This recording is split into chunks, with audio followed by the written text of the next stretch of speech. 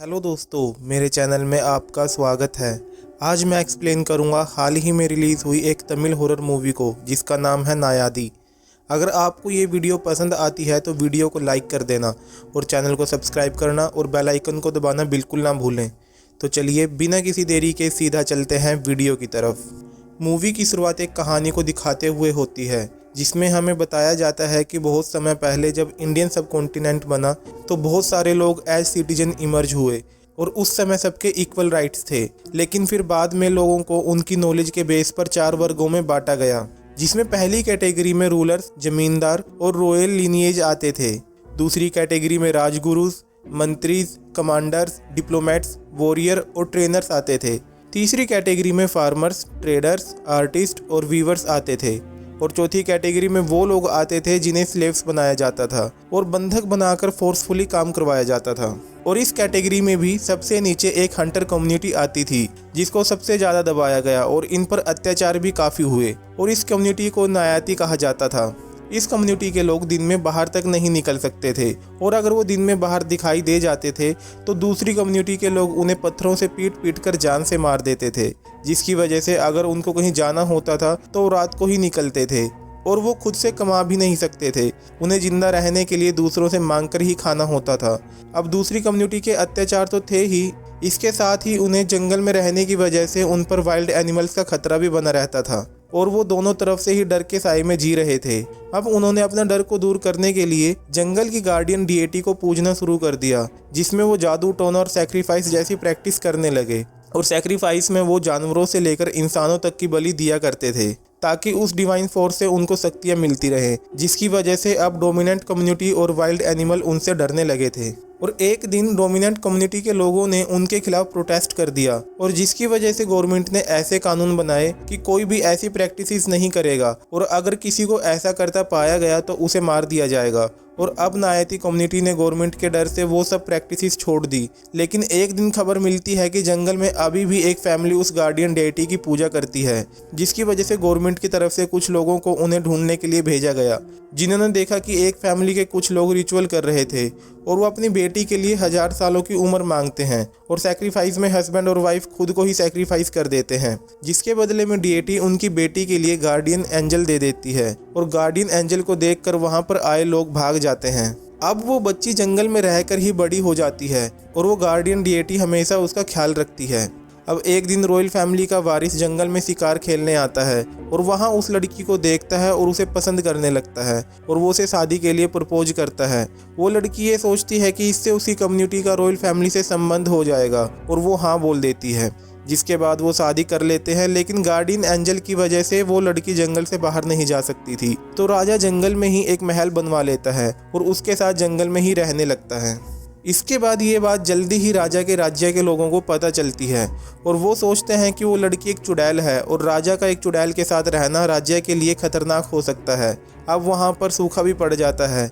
जिसका कारण वो उस लड़की को ही मानते थे और वो लोग गुस्से में राजा के पास जाते हैं और राजा उनसे कहता है कि उनकी सोच गलत है और वो हर चीज़ उन्हें एक्सप्लेन भी करता है और सूखे की वजह से जो उनका नुकसान हुआ था उसकी भरपाई भी कर देता है, जिसकी वजह से सभी लोग शांत हो जाते हैं। इसके बाद वो लड़की प्रेग्नेंट हो जाती है और तभी उनके गांव से 10 आदमी, 10 बच्चे और 10 वर्जन लड़कियां अचानक गायब हो जाती हैं और गांव के लोग उन्हें हर जगह ढूंढते हैं लेकिन वो कहीं नहीं मिलते, जिसकी वजह से लोगों को फिर से उस लड़की पर शक होता है और वो लोग जंगल में बने महल में चेक करने जाते हैं। तो वो देखते हैं कि राजा और वो लड़की डीएटी की पूजा कर रहे थे और वो कोई रिचुअल कर रहे होते हैं और सैक्रिफाइस में एक आदमी, एक बच्चा और एक वर्जन लड़की को आग में फेंक देते हैं। ये काम वो पिछले 9 दिनों से कर रहे थे और जो 30 लोग गायब हुए थे वो भी इन्हीं लोगों ने गायब करवाए थे और वो रोज एक आदमी, एक बच्चा और एक वर्जन लड़की की बलि दिया करते थे। अब गांव के लोगों को ये सब कुछ पता चल गया था और वो बचे हुए 3 लोगों को बचाते हैं और राजा और रानी को महल में कैद करके महल को आग लगाकर उन्हें जिंदा ही जला देते हैं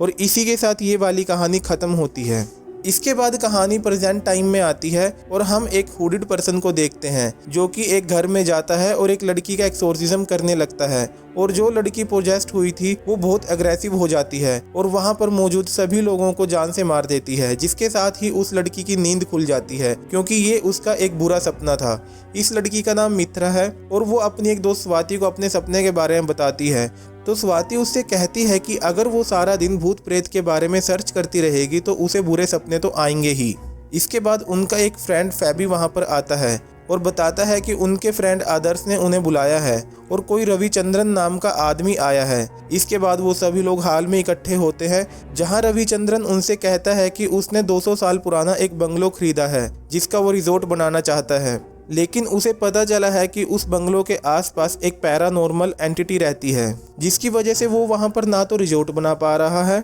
और ना ही उसे बेच पा रहा है, क्योंकि अब उसकी कीमत काफ़ी कम हो चुकी थी। इसके बाद वो उन्हें नायादी की कहानी सुनाता है और कहता है कि आसपास के लोगों के हिसाब से राजा और रानी की आत्माएं अभी भी वहां पर भटक रही हैं, और वो कहता है कि पहले उसे भी इन सब पर विश्वास नहीं था, लेकिन उसे बंगलों के अंदर एक किताब मिली है जिसके अंदर यही कहानी थी, जिस पर स्वाति कहती है कि कहानी तो किसी ने ऐसे ही टाइम पास करने के लिए लिख दी होगी। और वो कहता है कि ऐसा हो सकता है और इसीलिए वो चाहता है कि वो लोग उस बंगलों में जाएं और वहां पर वीडियो बनाएं और साबित कर दे कि वो भूतिया जगह नहीं है, ताकि वो वहां पर या तो रिजॉर्ट बना पाए या फिर उसे बेच पाए। और यहाँ पर हमें पता चलता है कि आदर्श और स्वाति का एक ग्रुप है और वो ऐसी ही पुरानी जगहों पर जाते हैं और पैरानॉर्मल एक्टिविटी की वीडियो बनाकर यूट्यूब पर डालते हैं। इसके बाद आदर्श अपनी टीम से डिस्कस करता है और उसका एक साथी उसे कहता है कि उन्हें कंटेंट और पैसा दोनों मिल रहा है और अगर उन्हें जरा भी दिक्कत हुई तो तुरंत ही वापस आ जाएंगे, जिस पर सभी लोग एग्री करते हैं और वो डील फाइनल कर देता है।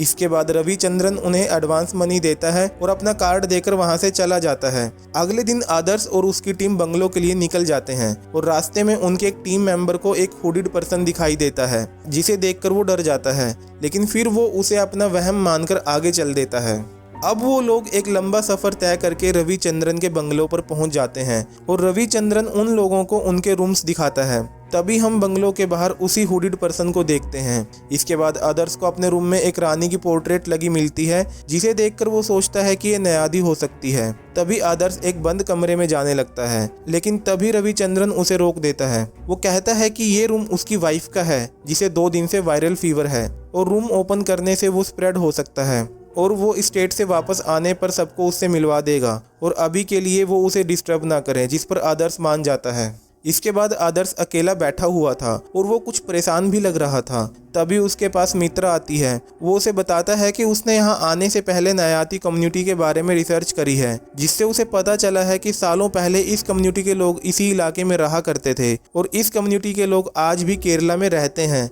और उसे यहाँ पर कुछ सरप्राइजिंग फैक्ट्स भी पता चले हैं। वो बताता है कि नायाती कम्युनिटी के लोग डोमिनेंट कम्युनिटी के लोगों और जानवरों से डरा करते थे, जिसकी वजह से उन लोगों ने ट्रांसमाइग्रेशन की आर्ट सीखी और उन लोगों ने कई डेमीगॉड्स को वर्शिप करना शुरू कर दिया था, जिसकी वजह से उन्होंने कुछ शक्तियां भी हासिल कर ली थी, जिनमें एक शक्ति है ओडियन की। ओडियन मतलब सेफ शिफ्टिंग की। इस कम्युनिटी के लोगों का दिन में बाहर निकलने पर बैन था और अगर उन्हें दिन में बाहर देख लिया जाता था तो दूसरी कम्युनिटी के लोग उन्हें मार दिया करते थे। तो वो खुद को उनसे और जानवरों से बचाने के लिए सेफ शिफ्ट कर लिया करते थे और उनमें हवा की रफ्तार से दौड़ने की और कूदकर एक जगह से दूसरी जगह तक जाने की यूनिक शक्तियाँ थी। इसके बाद वो कहता है कि ये जगह काफ़ी अजीब है। ये जगह ना तो मैप पर है और यहाँ के लोकल्स भी इस जगह के बारे में नहीं जानते। फिर वो कहता है कि यहाँ किसी के भी फ़ोन में नेटवर्क नहीं आ रहा और कल उन्हें जंगल में जाना है, तो वो वापस कैसे आएंगे। जिस पर मित्रा उससे कहती है कि अगर उसे ये करने में डर लग रहा है तो वो यहाँ से वापस चले जाएंगे। और आदर्श कहता है कि वो लोग कल जंगल में तो जाएंगे, लेकिन अगर उन्हें कुछ भी गलत लगा तो वो लोग तुरंत उसी वक्त वापस आ जाएंगे और फिर डिसाइड करेंगे कि आगे क्या करना है। तभी उसके हाथ से उसकी बुक नीचे गिर जाती है और जब वो उसे उठाता है तो उसे मित्रा के अंदर एक भूत की झलक दिखाई देती है, जिससे वो डर जाता है। लेकिन फिर वो खुद को संभालता है और सोचता है कि ये उसका वहम होगा। अब सभी लोग डिनर कर रहे थे और रविचंद्रन उन्हें एक हर्ब्स वाली वाइन देता है, जिसे सभी लोग पीते हैं। और तभी उन्हें विंडो पर एक हुडिड पर्सन दिखाई देता है और फिर फैबी वहां पर आकर सबको बताता है कि उसने वाइन में मशरूम मिलाया था, जिससे सभी लोग सोचते हैं कि शायद ये हेलुसिनेशन उन्हें मशरूम की वजह से हो रहे होंगे। और अब वो सब लोग सोने चले जाते हैं और फैबी वहीं पर रुकता है, जिसको कोई इनविजिबल फोर्स हॉन्ट करती है और उसे हवा में उठाकर नीचे गिरा देती है, जिसकी वजह से वो बेहोश हो जाता है। जिससे हमें पता चलता है कि उन्हें मशरूम की वजह से कोई हेलुसिनेशन नहीं हुए थे, बल्कि यहाँ पर जो कुछ भी हो रहा था वो सब रियल था। अब अगले दिन वो सभी लोग स्टेट के लिए निकल जाते हैं और फैबी भी रात वाला हादसा भूल चुका था और रविचंद्रन उन्हें बताता है कि वो स्टेट यहाँ से थोड़ी ही दूरी पर है, लेकिन वो सब लोग काफी थक गए थे और आगे नहीं चल सकते थे। तो आदर्श यहाँ पर सुजेस्ट करता है कि रात होने वाली है और इसीलिए वो लोग अभी यहीं पर कैंप लगा लेते हैं और कल सुबह आगे चले जाएंगे। जिसके बाद वो सब वहाँ पर कैंप लगाने लगते हैं और हम किसी को हर समय उन पर नजर रखते हुए फील कर पाते हैं। इसके बाद वो कैंप फायर लगाकर आराम करने लगते हैं और आदर्श और मित्रा एक दूसरे को पसंद किया करते थे, इसलिए आदर्श मित्रा को प्रपोज कर देता है और मित्रा भी हाँ बोल देती है। तभी उन्हें वहां पर वही हुडीड पर्सन दिखाई देता है और वो दोनों भागकर अपनी टीम के पास आ जाते हैं और आदर्श कहता है कि ये जगह बिल्कुल भी सेफ नहीं है, उन्हें यहाँ से जल्दी ही चलना चाहिए और वो सामान वगैरह भी कल ले लेंगे। इसके बाद वो अपना टेंट और अपना सारा सामान वहीं पर छोड़कर चलने लगते हैं। लेकिन अजीब बात ये थी कि काफ़ी दूर चलने के बाद भी वो लोग घूमकर उसी जगह पर वापस आ जाते हैं जहां उन्हें एक सिंबल में आग लगी हुई भी मिलती है, जिसे देखकर वो सब बहुत घबरा जाते हैं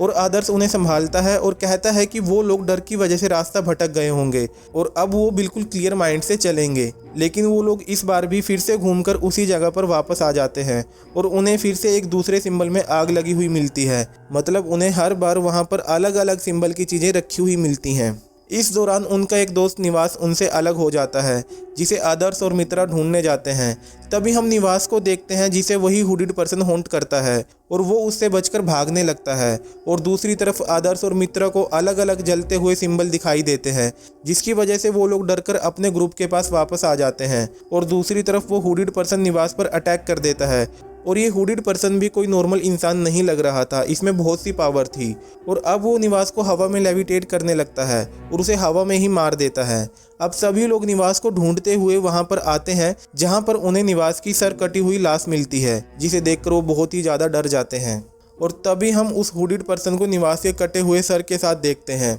इसके बाद उनकी टीम के एक मेंबर अरविंद का रविचंद्रन से झगड़ा हो जाता है। उसका मानना था कि ये सब रविचंद्रन की वजह से हो रहा है और रविचंद्रन कहता है कि वो यहाँ से अकेला ही बाहर चला जाएगा और वो गुस्से में वहाँ से चला जाता है। खैर अब ये लोग बाहर जाने का रास्ता ढूंढने लगते हैं कि तभी कोई इनविजिबल फोर्स स्वाति को वहाँ से खींच लेती है और वो थोड़ा दूर जाकर गिरती है और आवाज़ लगाने लगती है और आदर्श उन तीनों को एक साथ रहने के लिए बोलकर उसे ढूंढने चला जाता है और उसे स्वाति मिल तो जाती है, लेकिन वो दोनों अपने ग्रुप तक नहीं पहुँच पाते और भटकने लगते हैं। इसके बाद रविचंद्रन भी घूमकर उन तीनों के पास वापस आ जाता है और उनसे माफ़ी मांगता है और उनके साथ रहने के लिए बोलता है। अब फैबी और अरविंद मित्रा को उसके पास छोड़कर आदर्श और स्वाति को ढूंढने जाते हैं और तभी कोई इनविजिबल फोर्स उनको भी हॉन्ट करती है और उन्हें खाई में गिरा देती है, जिसकी वजह से वो दोनों अलग हो जाते हैं और वो हुडीड पर्सन उन दोनों को फॉलो करता है और भागते भागते वो दोनों लोग एक दूसरे से टकरा जाते हैं और तभी कोई इनविजिबल फोर्स फैबी को भी खींच लेती है,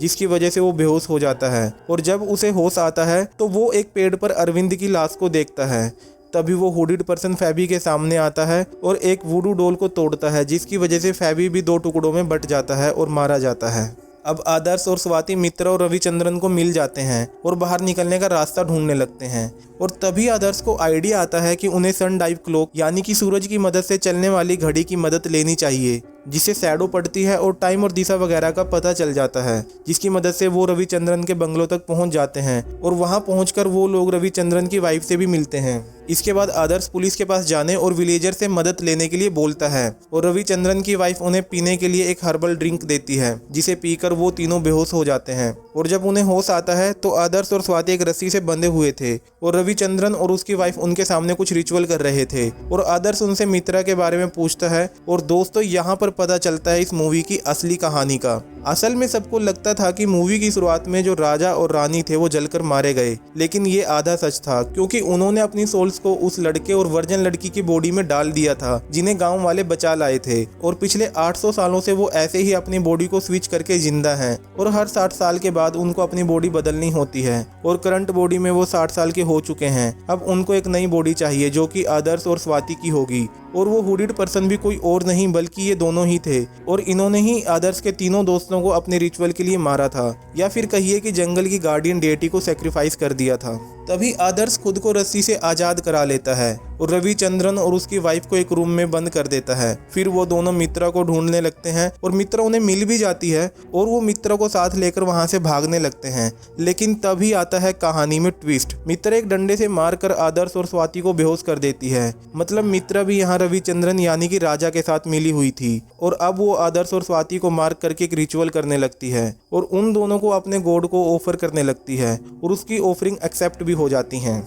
इसके बाद मित्रा रविचंद्रन और उसकी वाइफ आदर्श और स्वाति के पास आते हैं जो कि फिर से बंधे हुए थे और स्वाति के पूछने पर मित्रा उसे बताती है कि वो राजा और रानी की ही बेटी है और वो बताती है कि गांव वालों ने उस दिन लड़के और लड़की के साथ एक इन्फेंट को भी रेस्क्यू किया था और वो इन्फेंट कोई और नहीं बल्कि राजा और रानी की बेटी ही थी और उसने बचपन में ही मित्रा की बॉडी ले ली थी और वो भी उनके साथ 800 सालों से जिंदा है। मतलब वो भी एक नायादी है। इसके बाद वो एक रिचुअल करती है जिससे राजा और रानी की सोल आदर्श और स्वाति की बॉडी में चली जाती हैं और उन दोनों की सोल रविचंद्रन और उसकी वाइफ में चली जाती है। अब रिचुअल ख़त्म करते हुए वो स्वाति को जान से मार देती है और आदर्श उससे पूछता है कि तुम्हें हमारी बॉडी तो मिल ही गई है तो तुम हमें जिंदा भी तो छोड़ सकती हो, जिस पर वो कहती है कि इससे हमारी ट्रांसमाइग्रेशन की आर्ट बाहर आ सकती है और इसके बाद वो उसे भी मार देती है। अब मूवी के एंडिंग सीन में हम आदर्श के भाई को देखते हैं जो कि 600 साल पुराने एक नायादी के पास जाता है और वो नायादी उसे बताता है कि चीज़ें कैसे काम करती हैं और आदर्श का भाई अपने भाई को फिर से जिंदा करना चाहता है